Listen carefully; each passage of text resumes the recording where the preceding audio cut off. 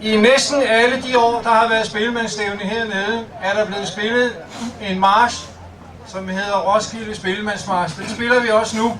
Den blev lavet af Svend Erik Petersen, som var med i det orkester, der hed Leon Larm, som nogle af jer måske kan huske, fra mange år tilbage, 40. Og en nordmand, der hed Svein Nymo.